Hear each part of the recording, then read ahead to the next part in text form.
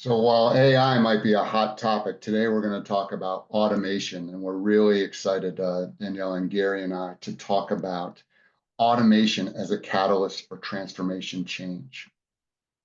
I hope everybody can see my screen at the moment. So today we're going to cover a couple key themes. We're going to explore automation as a driver for transformational change. We're going to talk about how we can use that automation to gain insight and actually drive some decisions going forward. Daniela and Gary are going to share some strategies to shift teams on how they shifted their teams towards high impact work, leveraging automation. And we're going to talk about and discover ways to build a forward thinking, automated organization. And this has to happen with intent. As Danielle likes to say, it doesn't auto magically happen. So we'll talk about some of those best case scenarios and tips and tricks on how to make that happen. So when we think about automation, it's like, why automation? What kind of results can we really drive? And we have some big orgs out here, IBM, Deloitte, Microsoft, all kind of, touting the benefits of automation. But we also have ASAE, the ASA Foundation, who in their research identified associations adopting automation saw a 25% increase in revenue from member engagement. And you have to ask yourself, why? How did that happen? And maybe by the ability to eliminate some of those mundane tasks, those repetitive, cut and paste type of activities, their staff was able to focus on high impact, perhaps more member facing personal experiences to not only drive member engagement, but to use that increased member engagement to drive increase in revenue as well. So when we think about some of these key themes and why automation, we have empowering teams for more strategic work. We talk about that transformational change, certainly improving efficiency and productivity. But what's more important is these points underscore that automation is not just about doing things faster or simpler. It's about empowering people, transforming your culture, and perhaps positioning orgs for more sustainable success. So I encourage you in today's discussion to think about your own experience, jot down some questions. We're going to save some time at the end for some questions and answers from the panel and really make today's discussion productive for you. Hopefully you'll leave with one or two tips you can bring back to your organization. I believe in the chat, we're going to post our contact information, so you can certainly reach out to any one of us after this webinar as well. And so with that, I'd like to introduce our panelists for today's discussion. Danielle, could you introduce yourself, please? Happy to. My name is Danielle Thomas Pollard, also known as DTP. I am the IT director here at Auto Care Association and self-proclaimed change management hero. Excellent. Gary. Yeah, hi. It's my pleasure to be here speaking with you today. I started working at NADA about 21 years ago, and when I started, even in the early 2000s, there were still a number of paper-based processes.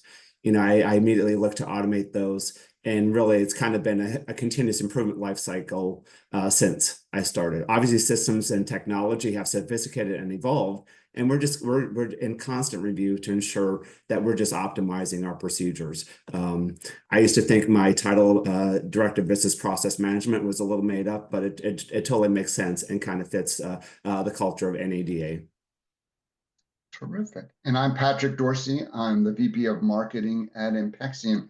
Thank you, everybody, for joining us today. So let's just jump in and let's talk about the impact of automation on teams. And we have talked about those benefits, why automation, certainly the enhanced productivity and efficiency, but it's bigger towards that. And some of the things we're going to focus on today is that cultural shift. So Danielle, perhaps I'll ask you first, how did you identify, in your kind of change management role, how did you identify the areas that your association perhaps might have been or best suited, areas within your organization that were best suited for this automation transformation? I would say that those opportunities revealed themselves pretty naturally. So we are a trade association. Our members are our backbone. We worked very closely with membership. It became clear very quickly that there were opportunities to automate the administrivia, their manual processes. Also, I call my approach to IT a humanistic approach. So talking to people, you cannot isolate the human aspect from processes, from being technical, from IT, all of that, because it's people who develop the solutions, sell it, market it, use it, and also need support. And so I have talked to staff members one-on-one, and I have found that you get the most valuable information talking to people one-on-one and having those touch points. So starting with our membership director and our membership team of 3, supporting a very large membership that is very active, and learning very quickly there were opportunities through Impexium. We were poking around in the Impexium solution and saw a Power Automate button and said, wait a minute, how can we use this? And then I Mhm. thought about our member journey, right? The 30, 60, 90. Can we automate those touch points instead of our membership team being tasked with that? And I'm going to say overburdened by that. Maybe we can automate that so they can focus on the work that really matters with our members, to make our members feel like they are the only member, the most important member, and to increase that engagement. So we started with membership. I was attending, I love telling our automation origin story, an all staff meeting.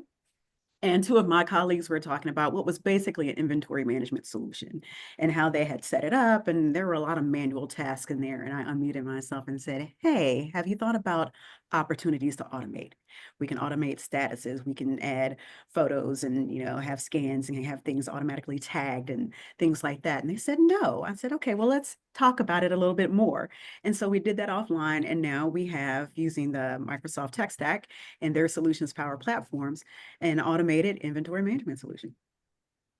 And I often repeat a story you told me about being in a staff meeting where you were sitting next to someone and they were like, I was up all night doing X, Y, and Z, and you leaned over and said, why didn't you just automate that?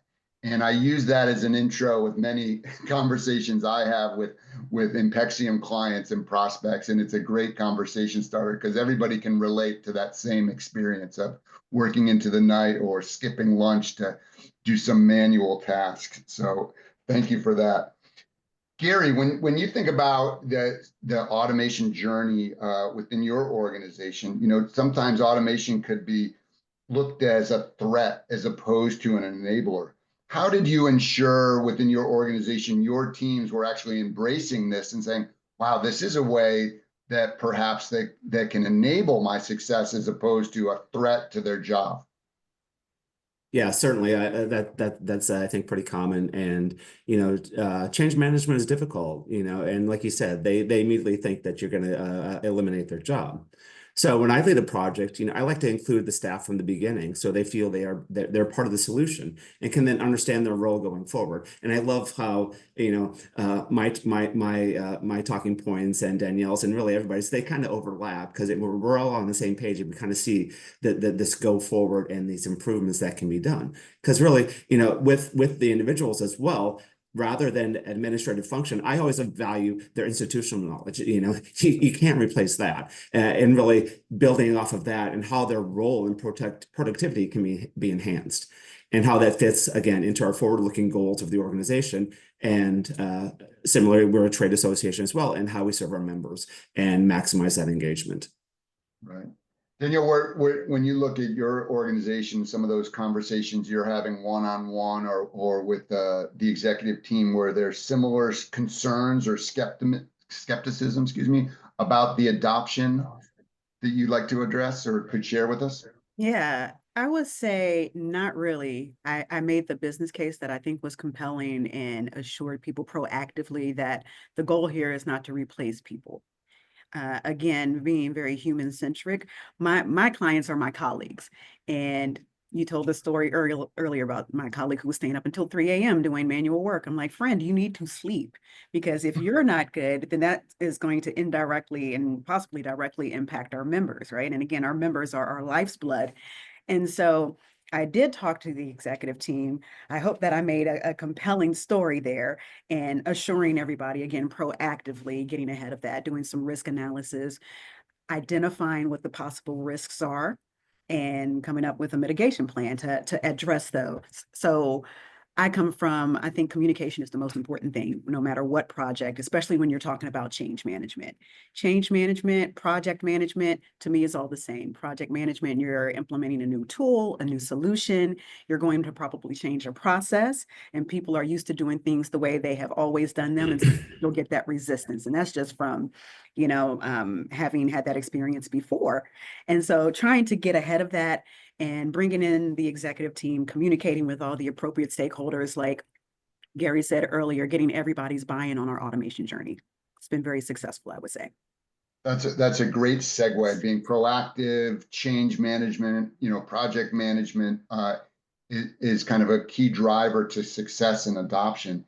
Gary, what advice would you give organizations that are just starting their automation journey to kind of complement that, proactive approach, change management 101 from a success standpoint?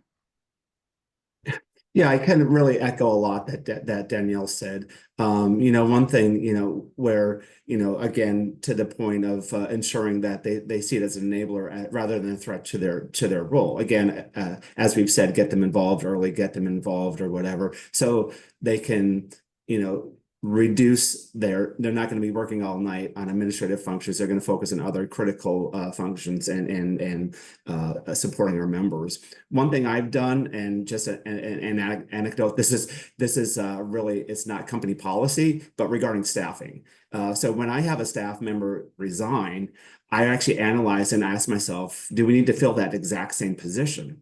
Can those functions being performed by that employee be reassigned to another employee? Leveraging the automation we had implemented, the answer oftentimes was yes. Obviously, there may be compliance requirements such as separation of duties or other points to consider. But I have successfully leveraged this process many times, and to reduce headcount through attrition while maintaining and even improving our overall staff productivity. I'm going to give you a couple of examples where I instituted this, and they both relate to myself personally. So I was in accounting and finance, and I was overseeing our accounts receivable and accounts payable. And we had a manager resign who her duties were to oversee expense reports and cash receipts. And the controller's like, I have to replace that position exactly as it is. I'm like, why? Okay, cash receipts is accounts receivable, expense reports or accounts payable, just move them under my purveyorship and supervision. And that's what we did. And it just all made sense. And everybody worked a little bit better because they saw how all that stuff was related. The second example, that's just, staffing. The second example was about 10 years ago, we sold off a couple of our business units, and that reduced our headcount by about 50%. So of course, that's going to have an impact on your back office administrative departments. The CFO at the time said, well, Gary, write up a new org chart for me. Obviously, again, we had to take some action. So I wrote something up, and I took the org chart up to him, the CFO, and the first thing he said, Gary, where are you? And I'm like, Joe, you don't need me anymore in this position, knowing that there was this IT project coming down the road. And thankfully, they did at that point transfer me to our IT department, and I led a huge 2-year software implementation. Again, maximizing our data, our processes, and making a number of improvements. And that was the Impexium system we implemented. So, kind of think a little bit out of the box, but I kind of like those examples. Gary, I'm still glad you're here. So thank you for that. And I think everyone at Impexium feels the same way. Danielle, you touched on this earlier about executive buy-in, right? And as all of us are managing up and down within our organizations, what specifically could you say about the role of leadership in ensuring a successful automation adoption? They are your allies. They are your champions. A lot of times they are your sponsors, right? They're signing the check. So whether that's your board or your executive team, you really do need their buy-in. And so in my experience, I would say that the 3 things you need to demonstrate to the higher ups are those productivity gains, the increase in member engagement, and money. How can that be some cost savings, right? Can we make money, or at a minimum not lose money, and through automation? And Those are pretty easy to demonstrate, I think, depending on your use case. But one of the best practices I have found is pilot programs, right? Look for that low hanging fruit, look for an easy win, maybe starting with membership.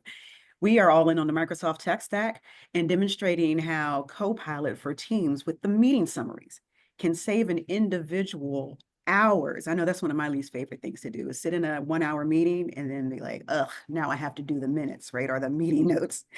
And showing instead of DTP spending 3 hours doing this, we have the summary that is generated in minutes. And you always have to QC everything, but those easy wins, looking for those, piloting that, and then taking that example back up to the executive team. You know, the title that has the word catalyst in it. There are like these little sparks everywhere. You start talking to people, you act as a Paul Revere. They can be your Paul Revere. They start spreading the word, and then you build that momentum and get that buy-in. I love that. Paul Revere, start small and scale and build on that success. So when we think about some of the key takeaways from today's conversation, right? We talked about cultural change. We talked about being proactive, getting the executive buy-in. But in hindsight, is there anything that you would have done differently in this adoption to get you where you are today, or maybe a little further ahead? I'll answer. Yeah, started earlier, but actually at NADA, I did start pretty early when I started working at NADA. Really, you know, another thing, you know, I wish we would have done, and this is probably something we should continue to do, is provide a big picture staff to a big picture to the entire staff. So they understand the total overall goals of the project rather than only specifically how it relates to their position. Unfortunately, we have a number of people that they get pretty siloed and they don't think outside the box. They said, this is how it does for me. This is how it impacts me. You know, if they saw, they need to see the full picture of everything that we're looking to accomplish, not just to how it relates to them. And, you know, that's something I wish we would have done, and hope that we continue to do, because again, I think that will get some buy-in. You know, there can be some negativity if something goes wrong with their little role. Oh, this isn't going to work.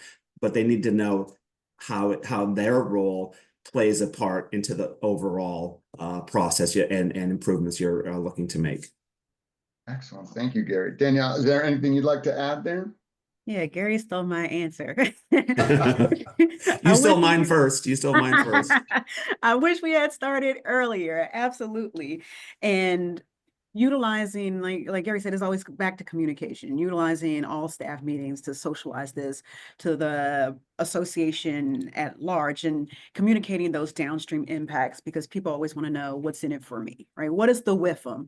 And communicating not only what's in it for them as an individual, but what's in it for our industry, what's in it for our members. So communicating that in the impacts of process changes. I'm not a big fan of changing processes just for the sake of changing processes. Absolutely. So demonstrating that value, communicating that out. And again, once you have that buy-in, it makes projects a lot easier, adoption a lot easier, and that those benefits will flow downstream to your members.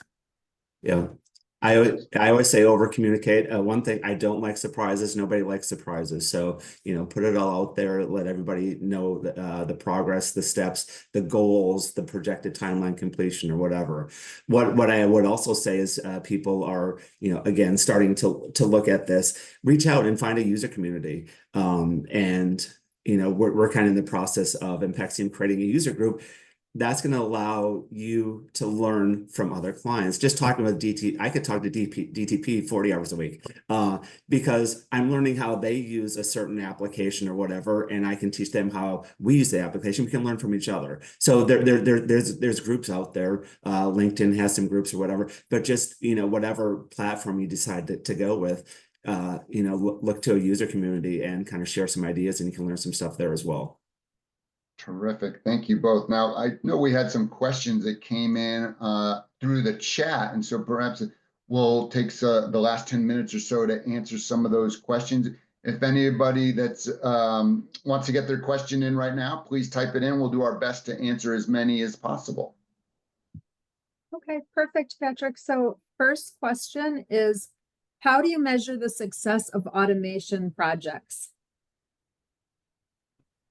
I can start KPIs, I love KPIs. I love creating baselines, right? So high level, what change do you hope to see? Creating a baseline of where you are, and then measuring in an objective statistical way the variance. And that also helps you with your executive team. So you can demonstrate objectively, this is the impact. And you'll get feedback. I always ask for feedback. And I come from the mindset of a crawl, walk, run model. So you got to crawl. And as Gary said earlier, iterate. And getting that feedback from your end users and from your sponsors, your buy-in, all your stakeholders is critical, because that's how you know what to do differently, what to do better, and what to stop doing. I agree with that. What else is going to add? Yeah, I guess, it's been said before, but also, your member engagement, we're creating dashboards and computations to actually track that over time. Are your members renewing? Are they signing up for some educational offerings? Are they going to your annual convention or meeting? Are they reading the emails that you send out? Are they clicking on your website and maneuvering around? Really, it's all about, as a trade association, it's all about the membership and your engagement and your members being engaged. I know we have members that they pay their dues and that's it. So we appreciate that, but I mean, we still want them engaged and interacting with us. And how, additionally with that, how are we engaging with them and maximizing our time with them? Okay, another question. Do you recommend doing A/B testing automated sequences when testing an automated campaign?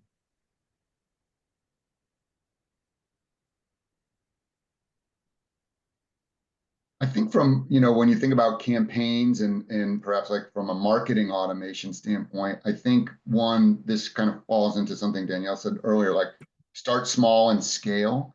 And so there's always a best practice of maybe an A and B campaign to test some hypothesis, see if it worked. And then from an automation standpoint, where is there what from that learning might be able to optimize, to achieve that desired outcome. So again, testing, starting small, scaling it, and kind of that iterative process, I think is always a best practice when introducing new, if you will, new technology, change management 101 within your organization. Okay, next question. How do you foster a forward-thinking culture that embraces automation within your teams? I know here at Auto Care Association, one of our key values is curiosity. So we kind of self-select for that. I think concomitant with curiosity is being innovative, and again, demonstrating. And I think that's the biggest value, the largest impact to change the mindset. It's demonstrating that value, showing in use, not just conceptually, but in practice, this is what automation can do. These are the benefits. We've talked about benefits at work, but again, people are people, we are humans. So you can also demonstrate, hey, guess what? You'll be able to sleep. You don't have to be up at 3 a.m. Or, that party that you wanted to go to, you can do that. You can go to your parents' anniversary party because you're not up working and doing, administrivia. So there are real tangible benefits to this. And once those are demonstrated, I think the mindsets will begin to change toward that adoption. Yeah. Danielle, quit stealing my answers. So we implemented an organizational management structure, EOS, if anybody's heard of EOS. And one of our core values is intellectual curiosity. And we're really, really beholden to that. And that's not just in IT or where that's company wide. That's one of our values. We are reviewed on that. Our performances are geared to recognize, acknowledge, reward that. So that's kind of being filtered in company-wide to all of our staff, intellectual curiosity. And we also have one that says no EORs. So I think it's kind of similar, but really definitely the intellectual curiosity as what Danielle had mentioned as well. Okay, and another question. We've got a couple more minutes, so here's another one. What cultural shifts are necessary to ensure automation is fully embraced within an organization?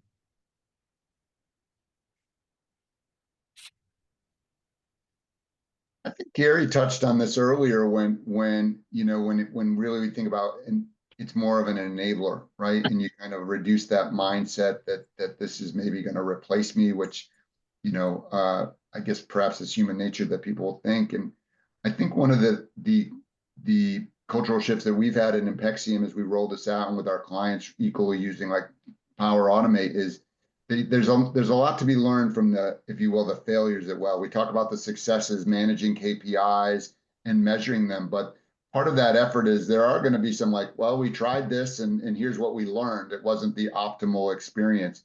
And I think by creating that culture of, if you will, kind of, we're going to try this, right? And we're not afraid to fail, right? And we're certainly not going to be punished for the failure, really creates, if you will, that opportunity to think like, where can we leverage automation to improve the day-to-day, if you will, efficiency and happiness of our staff, as well as that member experience as well. I agree. I would piggyback off of that, and it has to be enterprise-wide and start at the top. That culture, creating safe and brave spaces. I love failures. To quote myself, now I know that might be a little obnoxious, but I always say no failures, only lessons learned. So take the negativity out of failure, look at it as this was a lesson, this is what we learned, and so what do we do differently going forward? Okay, I think we have one more question in the queue, and so we'll go ahead. It's just about 12 o'clock, but we'll go ahead. So this is a longer one. Once you have the buy-in from the executive team, how do you streamline the implementation stage? Oh, sorry, someone just put another question in, so it went down.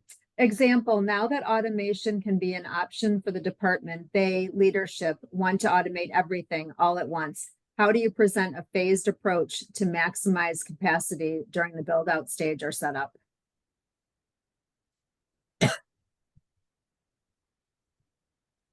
Well, I think obviously everything's not going to be all done at once. So you have to prioritize tasks and again, just have a clearly defined project and management that way.